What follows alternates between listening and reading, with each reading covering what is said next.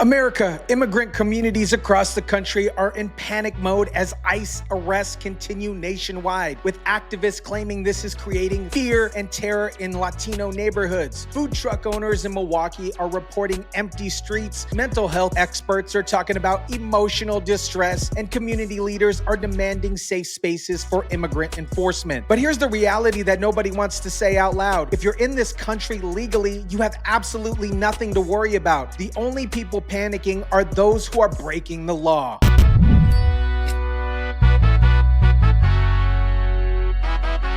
Stress, anxiety, fear palpable in immigrant communities across the country as ICE arrests continue.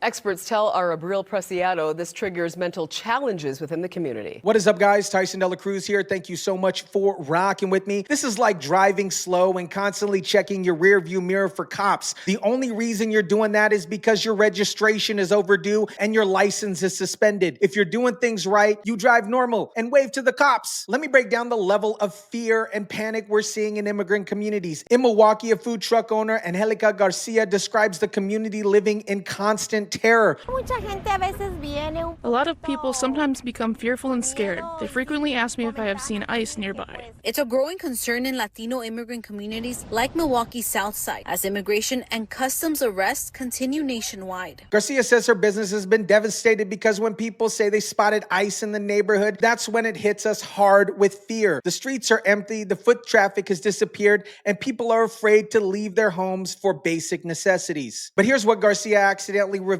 It's how many of us immigrants are feeling whether we have papers or not. The sentiment feels the same. She just admitted that people without legal status are mixed in with legal immigrants, creating this atmosphere of collective panic. It's how many of us immigrants are feeling whether or not you have papers or no. The sentiment feels the same. It's emotional distress experts say they are seeing during a time of uncertainty. Mental health experts are now treating this like a community-wide trauma. Gabrielle Villegas says, I have heard many things from all pockets of people. Some people are very distressed about the possibility of being confused and then arrested, and how about something happens to a family member? Speaking of people who are confused and distressed about complex systems that they don't understand, that's exactly what's happening to seniors when they're trying to navigate Medicare. Just like these communities are panicking because they don't understand immigration law, seniors panic because they don't understand Medicare law. And that confusion makes them vulnerable to people who want to take advantage of them. Look, these immigrant communities are scared because the system is complex and they don't know who to trust for accurate information. Seniors face the exact same problem with Medicare. It's incredibly complex, and there are people everywhere trying to exploit that confusion for profit. That's where Chapter comes in. Just like these communities need honest guidance about immigration law, seniors need honest guidance about Medicare law. Chapter's licensed advisors cut through the confusion and fear-mongering to give you straight facts about your options. Here's what makes Chapter different. They don't profit from your confusion like Medicare salespeople do. Their advisors don't get paid commissions, so they have zero incentive to scare you into expensive plans or exploit your lack of knowledge about the system. Chapter treats Medicare like what it is, a complex legal system that requires expert guidance to navigate properly. They don't create panic or confusion. They eliminate it by explaining everything in plain English and making sure you understand your rights and options. If you're over 65 or approaching Medicare eligibility, don't let confusion and fear drive your decisions. Get someone who actually understands the system and will explain it honestly. Check out Chapter at askchapter.org/Tyson or call 270-467-0614. When complex systems create confusion, you need somebody who actually knows how to navigate them properly. Now, speaking of people who don't know how to navigate systems properly, let me show you what happens when the entire marketplace shuts down from fear. The fear has gotten so intense, it's shutting down entire economic centers. The Broadacres Marketplace in North Las Vegas, Nevada, a Latino community hub for almost 50 years, completely closed down because what they call fear and uncertainty at the highest level ever among the immigrant community. Broadacres Marketplace, which initially closed in June, posted this announcement to their social media page. stating, quote, "With fear and uncertainty at its highest level ever among the immigrant community in Las Vegas, we have decided to temporarily close." Maria, who's been a vendor there for 20 years, is desperate and heartbroken. "I'm not only sad and disappointed that the Broadacres closed, but also that this meeting was canceled for no good reason, and we want answers." Meanwhile, most of the community is scared to leave their house because of what they've seen happen. Think about that. People are so terrified they won't even leave their house. Maria says there's still so much uncertainty, and even though Broadacre said says closure is temporary, it feels pretty permanent. And for someone like me, I don't know how I'm going to financially support myself. Maria, a vendor at Broadacres Marketplace for 20 years, is desperate to get back to work.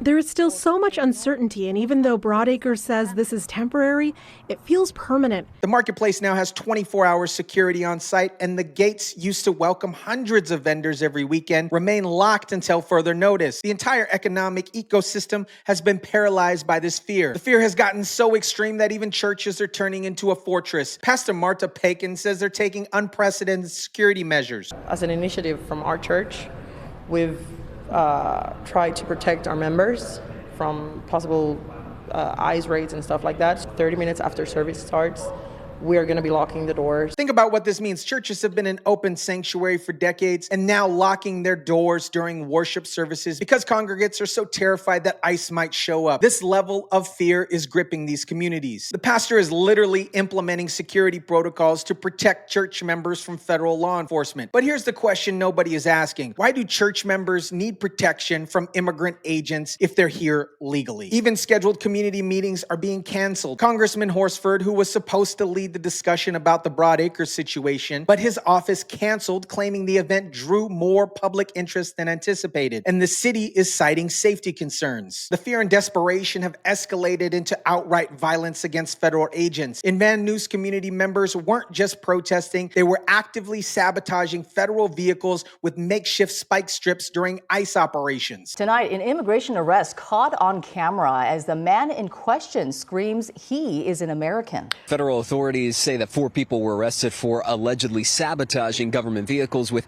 makeshift spike strips. The community's response was immediate and intense. Activists railed outside federal detention centers chanting, "The people united will never be divided," and claiming they are not criminals and the day laborers that they are defending are not criminals. They are essential members of society. Megan Ortiz from the Instituto de Education in California described the community's emotional state. What we're experiencing here today is just a fraction of what families across Los Angeles have been experiencing. I was shocked, she says, and I think I might have audibly screamed because I knew that the raids were happening. What we are experiencing here today is just a fraction of what families across Los Angeles have been experiencing. I was in shock, and I think I might have audibly screamed because I knew that the raid was happening. 2 people detained were Jude, a volunteer, and Hanato, an outreach coordinator, who activists claim is a U.S. citizen. Ortiz says despite multiple attempts, attorneys have been denied access to meet them at the Federal Metro Detention Center. Here's the reality check that nobody wants to acknowledge. This level of fear and panic only makes sense if communities know they're harboring people who are here illegally. Legal immigrants don't shut down businesses, lock church doors, or make spike strips to attack federal vehicles. The Milwaukee food truck owner accidentally revealed the truth when she said people are scared whether you have papers or not. That's an admission that tells you everything. These communities include people who they know don't have legal status. It's exactly like the driving analogy that I mentioned earlier. The only reason why you're driving 10 miles under the speed limit and constantly checking your rearview mirrors is because you know something's wrong.